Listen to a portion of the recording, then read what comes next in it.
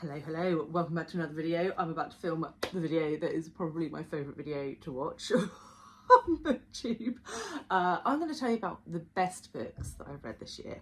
And usually this is the top 10, right? Usually it's the top 10. However, I've had 13 5-star reads. So I'm just going to do a top 13.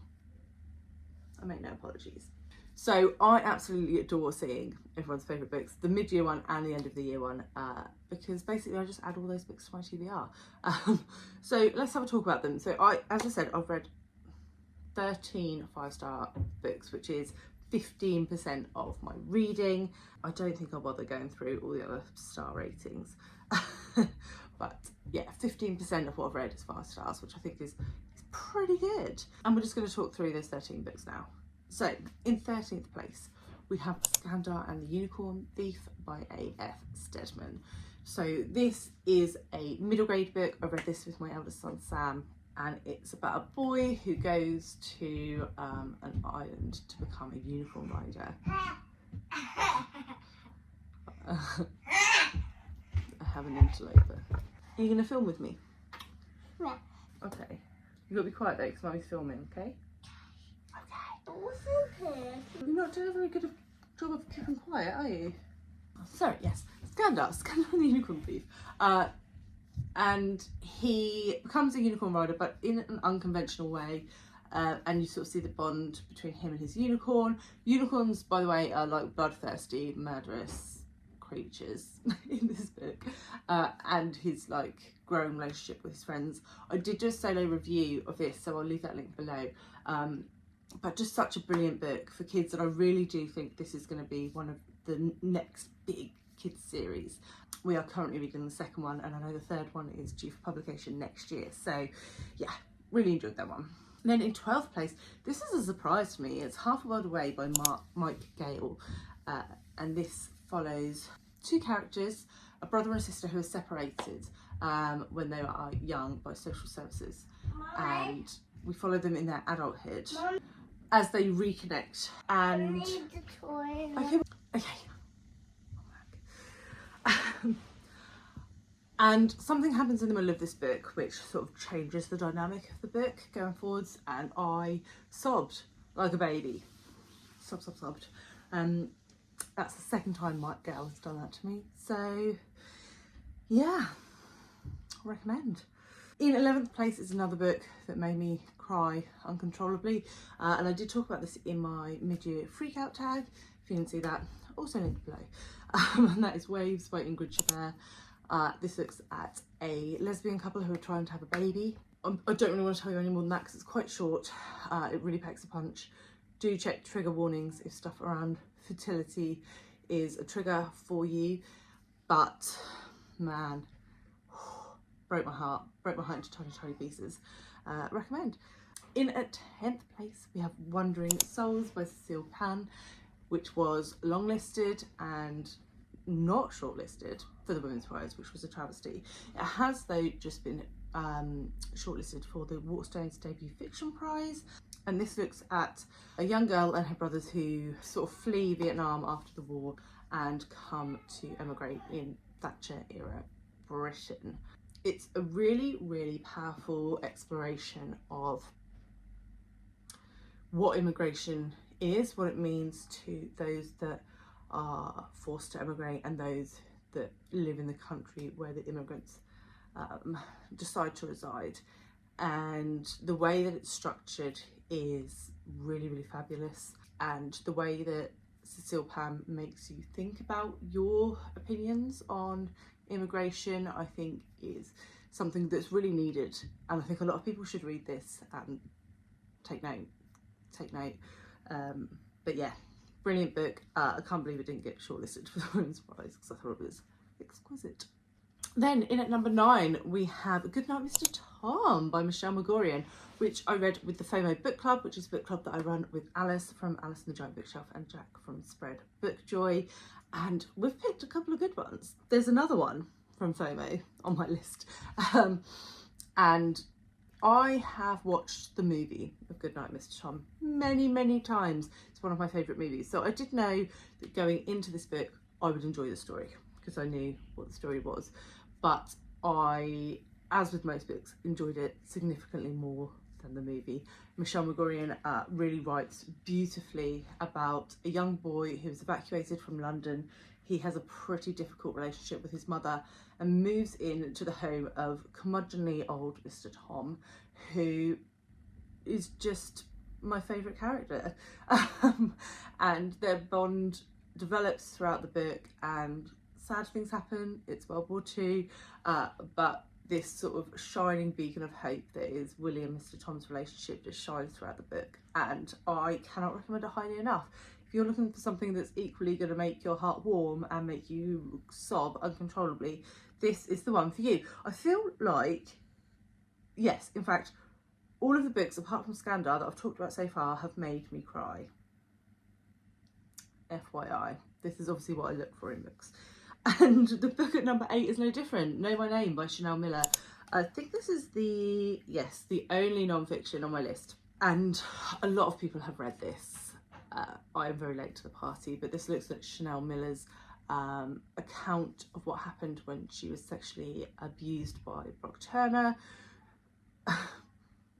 and the bullshit justice system, basically. The way that she was treated as a victim, the things that she had to go through, the way that she had to navigate her life after that event, and the way that Brock Turner basically didn't have to make any changes whatsoever. Yeah, it was pretty difficult to read. You know that this is the case. You know that rape victims go through this on top of having gone through sexual abuse. But to read it in Chanel Miller's own words, and she wrote it beautifully. She expressed her feelings and what happened expertly. And the fact that she not only was sexually abused and had to go through the bullshit that is the justice system, but to then write this down in such a magnificent, impactful way and then put it out to the world. I mean, man, this woman is a fucking rock star. That's all I have to say. In at number 7, we have Elantris by Brandon Sanderson. So this was my first Brandon Sanderson, and everybody talks about him within the fantasy sphere. He is very well known, very well beloved. And so I would say I was a little bit trepidatious going in, because I really wanted to love him as much as everybody else. And luckily I did. This one is a standalone book, but it is within the Cosmere, so it's within the world that he's created, alongside like the Mistborn books and the Way of Kings series. So I thought this was quite a nice entry point for me, and yeah, I really liked it. It was multiple perspective, which is something that I really enjoy, particularly in sort of fantasy and sci-fi books. And the way he built his characters I thought was brilliant. The political sort of backdrop was so well integrated into the book without any sort of info dumps, I felt. We are following a couple of characters, but the city of Elantris is full of Elantrians who are sort of diseased. They don't die, but they do sort of degrade. And sort of if you catch this like Elantrian sickness, you're just shoved into Elantris. And we're sort of discovering what that is and why that is, alongside some other political stuff that's sort of bumbling away in the background. I said this was a pretty easy access option if you're interested in fantasy, and yeah, loved it. Next, we have Five Little Indians by Michelle Good. And I read this as part of Jolene's Read Across Canada challenge. Jolene at Bookworm Adventure Girl, I will leave her channel below. And this looks at 5 Indigenous people who grew up in residential schools and the effect that has on them afterwards. So though there is mention of what happened at the residential schools, and I think that's pretty well documented, it was really about the trauma of that and how that affected their lives going forwards. It was pretty heartbreaking to read, but so well done, so well woven together. Yeah, just talking about it makes me kind of want to reread it. It was really, really good. And if you are looking to educate yourself more on residential schools in Canada and what that is all about and why it is horrific, then I think this is actually quite a good place to start. It sort of gives you a grounding of what happened. Excellent, excellent book. In at number 5, we have my other FOMO book club pick, and that is Jamaica Inn by Daphne du Maurier. This was my first du Maurier. I can't believe it took me so long to get to her work.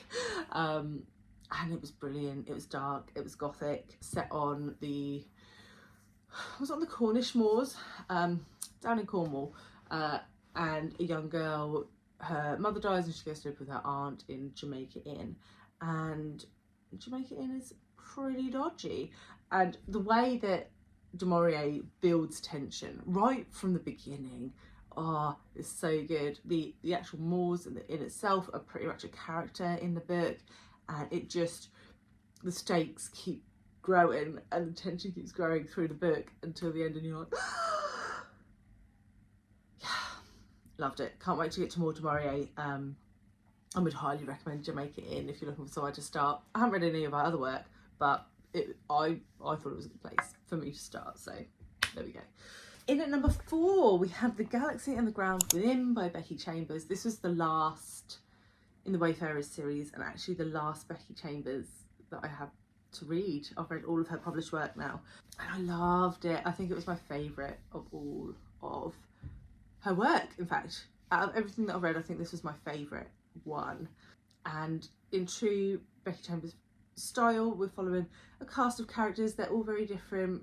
They're from different areas of the universe, and we see their background and why they are like they are, and how they interact with each other, and how that changes over the course of quite a short space of time.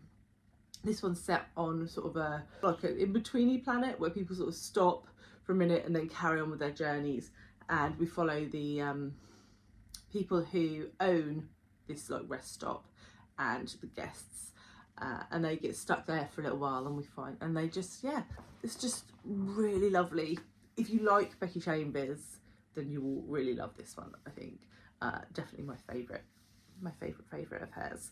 So yeah, now I just really need her to write another book quite quickly. In at 3rd place, we have another sequel, and that is Before They Are Hanged by Jo Abercrombie. This is the second in the First Law trilogy, and it was exquisite. It was so good. Jo Abercrombie is a master in character development, and the first book and this book were both multi-perspective, and you just fall in love with these characters. Even the ones that you didn't like at the beginning, you're starting to fall in love with them because you know them so well, and because you see their growth, and it's just awesome. And in the second book, the stakes are being raised higher. This is a military fantasy, very political, sort of on the edge of, sort of at the beginning of quite a significant war, and you see how different characters from different sides and different backgrounds are affected by this, and what they're trying to do to change it, and just lots going on. I can't wait to get to the final book in this series, because it's good shit. In at number 2, we have Chain Gang All Stars by Nana Kwame Adjei-Brenyah. This is a dystopian. I've talked about this a lot. I feel like I just keep talking about this book, but it is so good. It has just been nominated for the Waterstones Debut Fiction Prize. So yeah, I've got 2 from that prize on my best books of the year list. So well done, Waterstones. You've picked some good books this year. And we're looking at the prison system in America and what it could look like if it was commercialised, where prisoners fight to the death. That is televised. Everyone watches it, like a reality TV show, with lots of blood.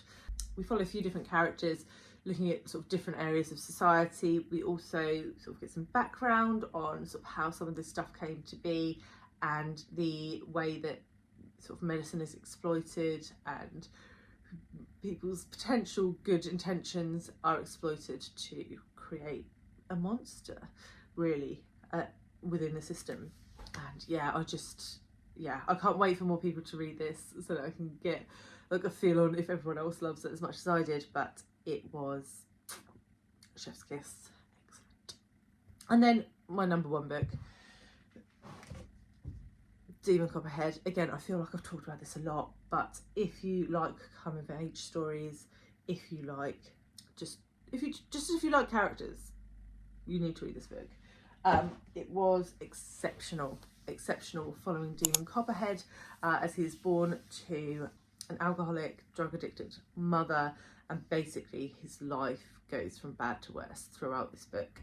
And it was hard reading, but it looked at some important topics around adoption, the foster system, drug addiction, the opioid crisis. Oh, the opioid crisis stuff was so well done. Yeah, such a brilliant book. If you've read Empire of Pain by Patrick Radden Keefe, I think that gives you quite a lot of good background to then move into like the fictionalized story here and see how that's really affecting people's lives. Oh, God, it makes you angry at big pharma companies. I just think Barbara Kingsolver is a genius. I read Poisonwood Bible by her last year, and I also adored that. She is an exquisite author, probably one of the best of our time. So if you haven't picked up any of her books, go get this one because it's really good. And that is my top 10. That is my top 10. And yeah, well, top 13.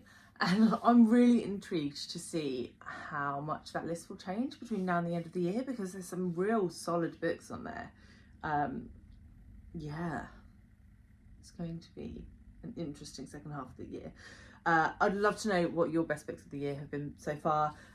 So let me know in the comments. Maybe I can pick some of those up in the second half and completely reorder my best books by January. So yes, thank you very much for being here. It's been lovely to see you, and I'll see you all very soon with another one. Bye guys.